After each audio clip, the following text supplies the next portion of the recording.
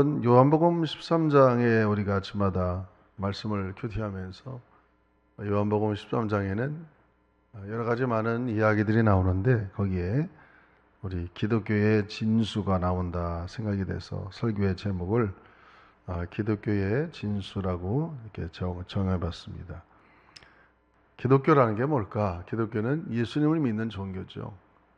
기독론이라고 합니다. 예수님에 대한 신학을 기독론이라고 그러죠. 그래서 기독교는 예수 종교다 이렇게 말하는 겁니다.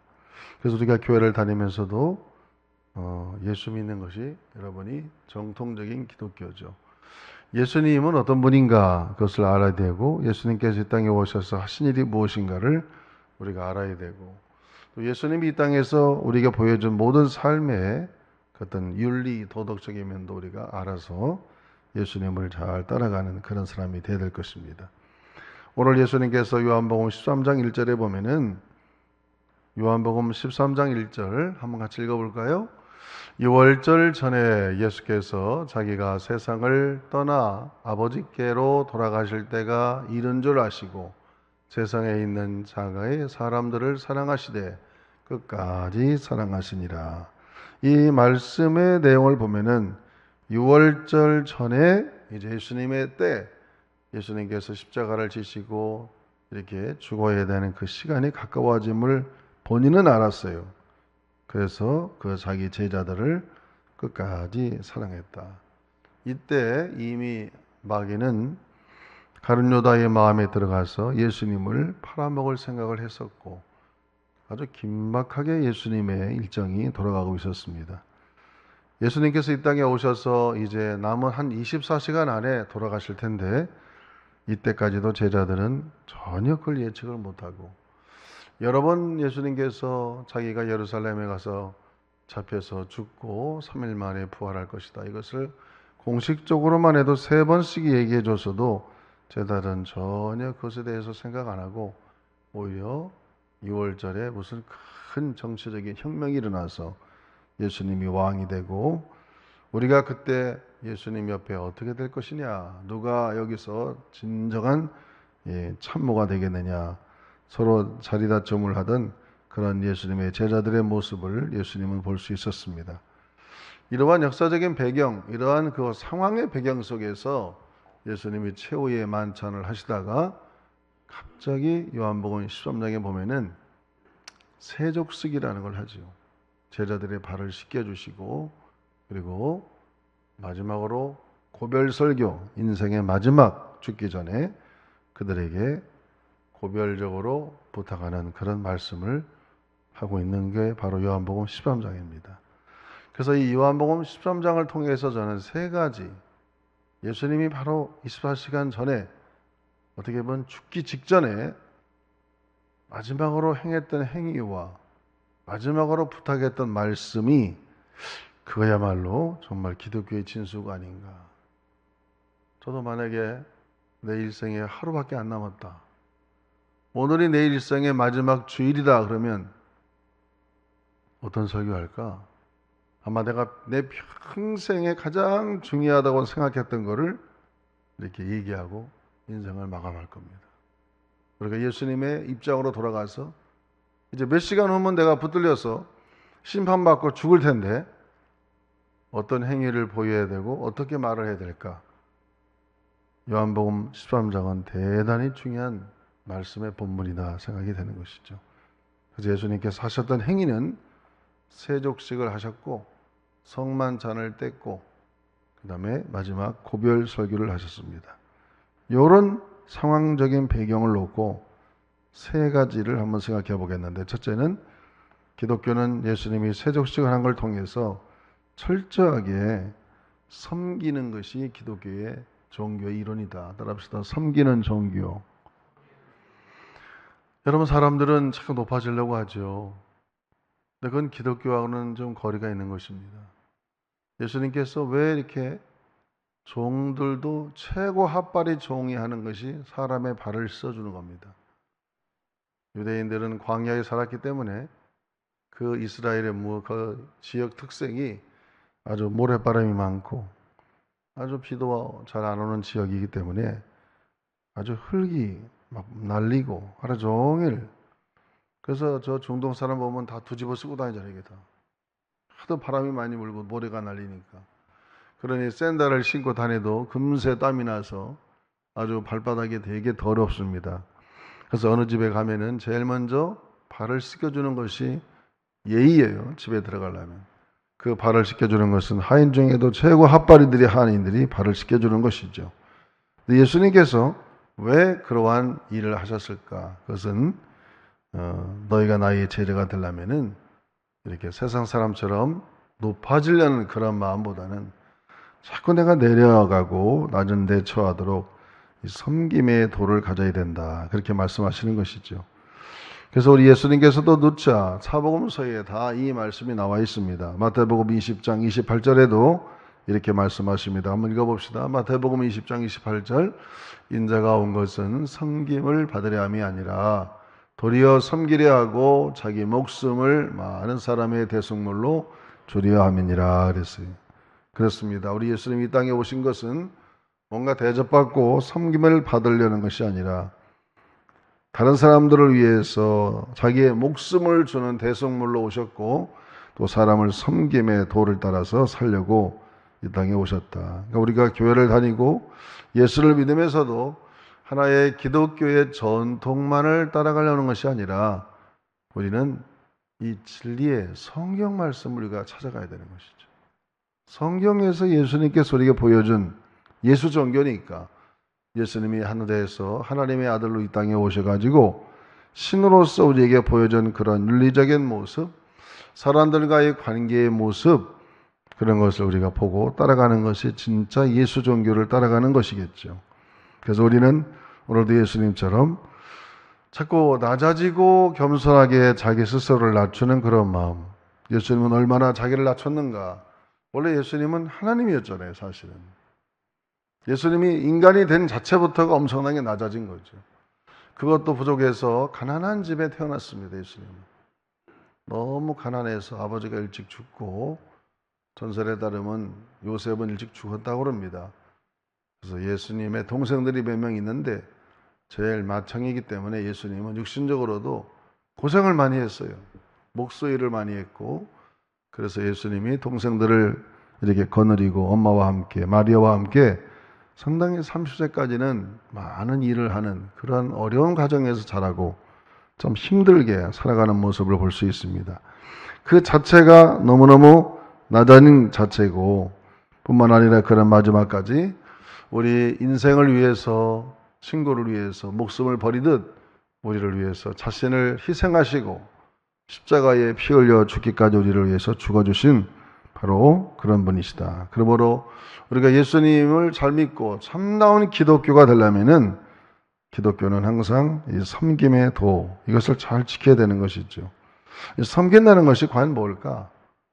구체적인 하나의 실례를 들으면 이렇게 생각할 수 있습니다. 어떤 사람이 아마 꿈을 꿨는지 환상을 봤는지 천국과 지옥을 봤어요. 천국에 있는 사람들은 모두 아름답고 건강한 모습이었고 반면에 지옥에 있는 사람들은 바짝 말라서 앙상한 뼈만 있었습니다. 그래서 천국과 지옥을 본 사람이 뭔가 하나님께서 천국과 지옥의 환경에 차이를 두셨나 봤더니 이 사람이 나름대로 본 천국과 지옥은 환경이 똑같았어요. 천국에도 먹을 게 많이 있었고 지옥에도 먹을 게 많이 있었습니다. 그런데 그 잘 차려진 음식상을 보니까 딱 한 가지 다른 게 뭐냐면 이 젓가락, 숟가락이 너무 긴 거예요. 우리는 젓가락이 좀 짧잖아요. 그래서 짧아서 집어서 우리가 입에 잘 넣을 수 있는데 천국과 지옥에 있는 거기에 있는 이 잘 차려진 음식의 도구인 이 숟가락과 젓가락이 너무 길어가지고 그래서 이제 천국에 있는 사람과 지옥에 있는 사람 뭐가 다른가 보니까 지옥에 있는 사람들은 그 좋은 음식을 집어가지고 자기 입에 넣으려니까 이게 잘 안 들어가는 거예요. 자꾸 뒤로 넘어가. 음식을 자꾸 놓치는 거예요. 그러니까 먹지를 못해가지고 저래서 뼈짝 말라가는구나. 그렇게 봐갖고 천국에 있는 사람들은 음식을 딱 집어가지고 옆에 있는 사람 입에다 넣어주는 거예요. 이렇게.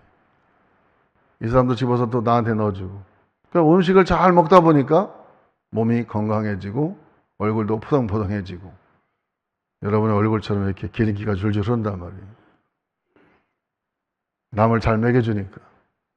그리고 천국에 있는 사람들은 집에 가보니까 집도 너무 화려해. 집이 좋아. 그래서 거기에서 뭐가 좀 부족해도 별로 불평을 안 해. 너무 모든 게 감사해. 근데 지옥에 있는 사람들 보니까 집도 천국에 있는 사람처럼 잘 지어진 집인데 뭐 이렇게 불평이 많고 원망이 많은지. 그래서 이 사람의 결론은 뭐냐? 아, 천국과 지옥은 환경의 차이가 아니라 사람들의 마음가짐의 차이다. 따라합시다. 천국과 지옥은 환경의 차이가 아니라 사람들의 마음의 차이다. 항상 우리는 나보다는 남을 먼저 생각하는, 좋은 음식이 있으면 아 이거 좀 누구에게 입에 넣어주고, 이게 바로 진정한 기독교의 정신이라는 것이죠. 예수님의 제자들은 자기 스승이 몇 시간이면 붙들려 가지고 고난받고 죽을 걸 그렇게도 몰랐어요. 예수님은 너무 마음이 잡잡한 거예요. 시간은 가까워지는데 나랑 3년 다녔던 이 제자들은 그것도 모르고 야 여기서 누가 큰 자가 될 거냐, 누가 여기서 영의정 좌의정이 될 거냐, 이렇게 자기들의 자리다툼을 하고 있는 이 성만찬하는 순간까지도 그렇게 서로 싸우는 모습을 보고 우리 예수님이 너무 그들을 보고 안타까웠던 거죠. 오죽하면 수건을 가지고 물 떠다가 제자들의 발을 씻겨주고 제발 좀 그렇게 싸우지 말고 좀 낮아져라, 남을 섬기는 자가 되라, 그렇게 우리 예수님이 보여준 거죠. 여러분 이게 얼마나 중요한 사건인지 몰라요. 여러분 기독교는 높아지려는 종교가 아니라 점점 낮아지고 남을 섬기는 것, 이것이 바로 기독교의 진수입니다. 둘째로는 오늘 본문에 보니까 오늘 읽은 본문이 예수님께서 마지막 골별 설교 중에도 가장 핵심적인 내용이 있습니다. 내가 새 계명을 너희에게 주노니 서로 사랑하라. 34절을 다시 한번 읽어보겠습니다. 요한복음 13장 34절 말씀. 새 계명을 너희에게 주노니 서로 사랑하라. 내가 너희를 사랑할 것 같이 너희도 서로 사랑하라 그랬어요. 유대인들은 율법을 너무나 좋아하죠. 율법이 613가지인데 그 중에 하지 말라는 것은 365개, 하라는 것은 248개라고 그럽니다. 십계명에도 보면은 하지 말라가 8개고 하라는 것이 2개입니다. 이만큼 우리들은 너무나 부정적인 일에 많이 골몰하고 있다는 사실이죠. 그들이 애굽에서 430년 동안 우상을 섬기며 살 세상에서 살았기 때문에 하나님의 거룩한 백성이 되기 위해서는 하지 말아야 될 게 너무 많은 거예요. 하지 말아야 될 게. 그래서 우리는 오늘 이 본문의 말씀에도 보니까 율법의 그 정신 자체도 근본적으로 따라 들어가면은 사랑이라는 것이에요. 사랑. 1계명부터 4계명까지도 하나님의 사랑이고 5계명부터 10계명까지도 이웃 사랑에 대한 이야기를 해주는 것입니다. 내가 너희를 사랑한 것 같이 너희도 서로 사랑하라. 사랑이라는 것은 참으로 아름다운 것이죠. 사랑은 항상 상대방을 배려하고 또 서로의 마음, 사랑도 혼자 사랑하면 안 돼.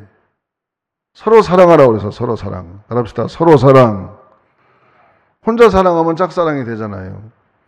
한 번은 어떤 변호사가 노인 부부가 이혼하려고 찾아왔답니다. 요즘에는 황혼 이혼이 많다고 그러니까. 그래서 가능하면 이 사람을 이혼시켜보지 않으려고 식사 초대했어요, 변호사가. 그래서 부부를 데려가서 아마 이제 닭요리 집에 내려가가지고 같이 식사를 하려고 딱 앉으니까 남편이 말이야 닭다리를 하나 딱 집더니 아내인 할머니에게 이렇게 줍니다. 그랬더니 할머니 아내가 뭐라고 하냐면 당신은 말이야 항상 이런 식이라 이거야.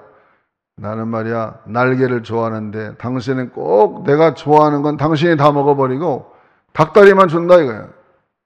이렇게 화를 내는 거예요. 그러니까 남편이 있다 그래요. 뭐라고 하냐면 당신은 말이야 당신도 항상 그런 식이라고. 내가 그렇게 좋아하는 닭다리를 내가 안 먹고 당신 먼저 먹으라고 닭다리를 주면 고맙게 생각 안 한다고. 이러고 서로 싸우는 거예요 보니까. 이 사람들이 이게 문제구나. 나만 생각하는 거야, 나만. 아니, 남이 닭 날개를 좋아하면 날개를 갖다 주면 될 거 아니에요? 왜 할머니가 날개를 좋아할까? 대부분의 여러분 닭 나오면, 통닭 나오면 뭐 어디부터 먹어요? 제일 맛있는 데가 어디죠?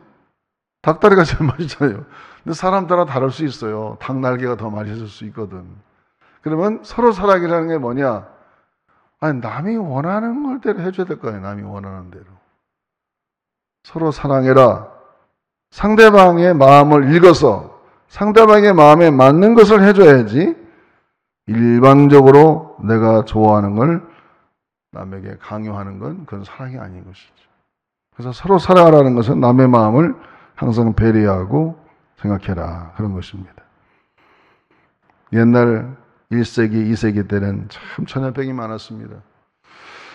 뭐 중세에는 카스트라는 흑사병으로 인해 가지고 한 1억만 명이 죽기도 했습니다. 서기 165년과 서기 251년에도 로마 제국에 전염병이 돌아서 엄청난 사람들이 죽었다고 합니다. 로마 제국이 전염병으로 인하여 공황 상태에 빠졌을 때에 사람들이 얼마나 그것 때문에 두려워하는지 몰랐습니다. 그래서 전염병 때문에 사람들의 많이 생명을 잃어버리니까 예수 믿지 않는 사람들은 그냥 죽을까봐 겁을 얼마나 먹었는지 몰라요. 황제나 모든 국가 공무원들은 백성들을 돌보지도 않고 자기 살겠다고 그저 그냥 몸만 자기들만 돌보는데 이때 기독교인들은 달랐다고 합니다.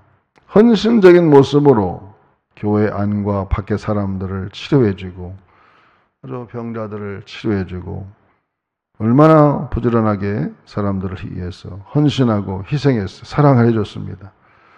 왜 우리 믿는 사람들은 뭐 별로 죽음을 두려워하지 않잖아요. 우리는 살다가 사명이 끝나면 죽는다. 리빙스턴이 얘기한 것처럼 사명 있는 자는 죽지 않는다. 우리가 죽게 되면 우리는 더 좋은 천국 간다.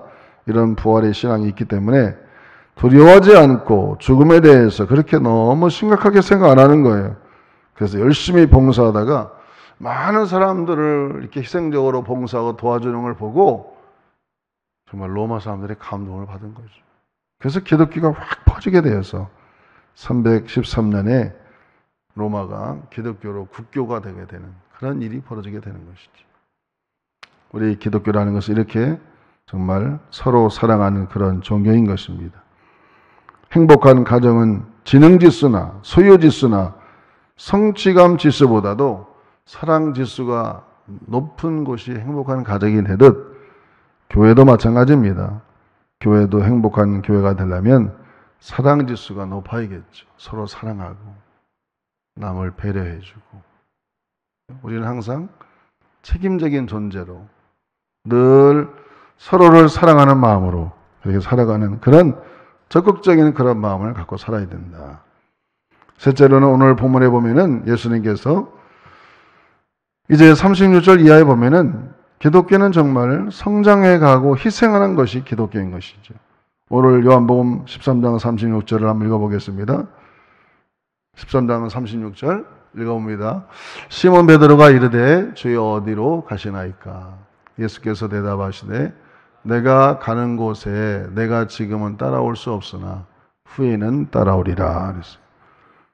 예수님 어디 가세요? 이제 골별 설교 마치고 일어나서 겟세마네 동산에 올라가 기도하려고 하니까 내가 가는데 너는 지금 같이 나랑 못 가지만은 네가 나중에는 나를 따라올 것이다. 그렇게 얘기하니까 베드로가 좀 자존심이 상했습니다. 아니, 무슨 말씀입니까? 어디를 이렇게 가시길래 나를 못 따라온다고 그럽니까? 나는 예수님을 위해서 목숨도 버릴 준비가 되어 있습니다. 그랬더니 예수님이 그냥 가만히 참고 계시면 좋았을 텐데 한마디 더 하셨어요. 베드로에게 그냥 창피를 준 거죠.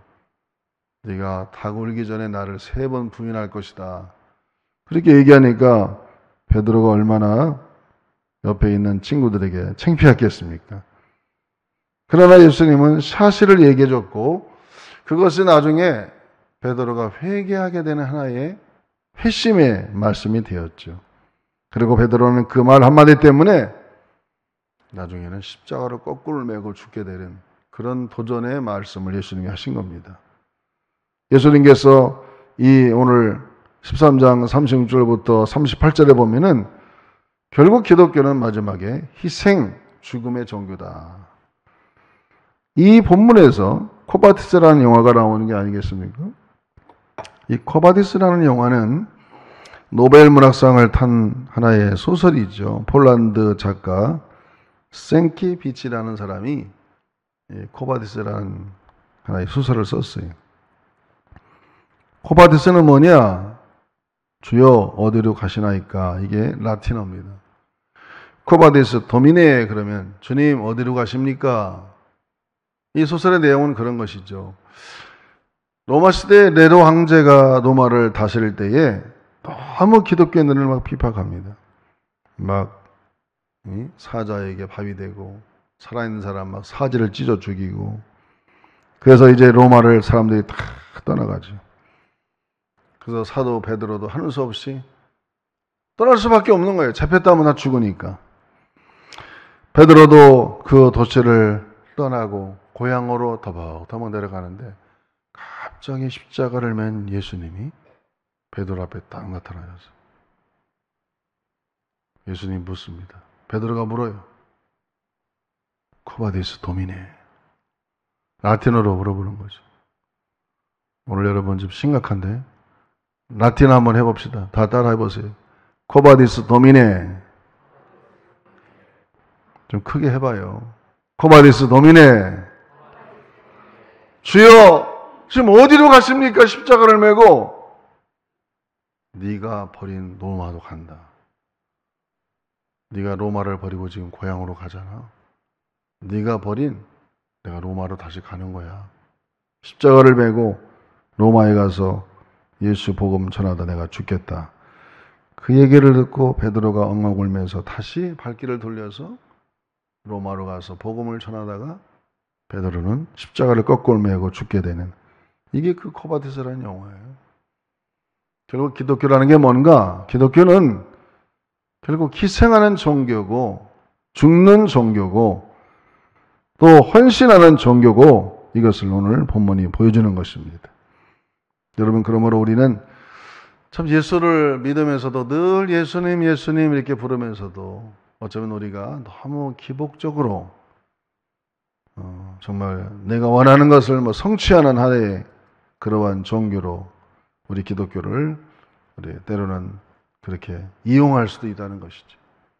그러나 오늘 요한복음 13장을 통해서 우리가 알아야 될 기독교의 진수는 뭘까? 기독교는 철저하게 내가 낮아지고 스스로를 부인해서 내 자신을 부인하고 겸손하게 낮아져서 정말 섬기는 그런 자세, 더 나아가서는 이웃을 내 몸처럼 사랑하고 상대방의 마음을 헤아려서 상대의 마음을 기쁘게 해드리고 상대의 마음을 잘 헤아리는 정말 서로 사랑하고, 더 나아가서는 복음을 위해서 내 몸을 희생하고 헌신하고 나를 죽기까지 사랑하신 예수님을 따라 복음을 위해서 헌신하고 희생하는 그러한 것이 바로 이 기독교의 진수이기 때문에 오늘 우리는 이런 상황 속에서 어떻게 할 거예요?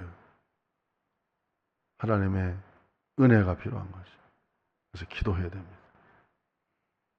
우리는 두려워할 건 없어요. 범사가 다 하나님의 때가 있고 주님의 뜻이 있는 것인데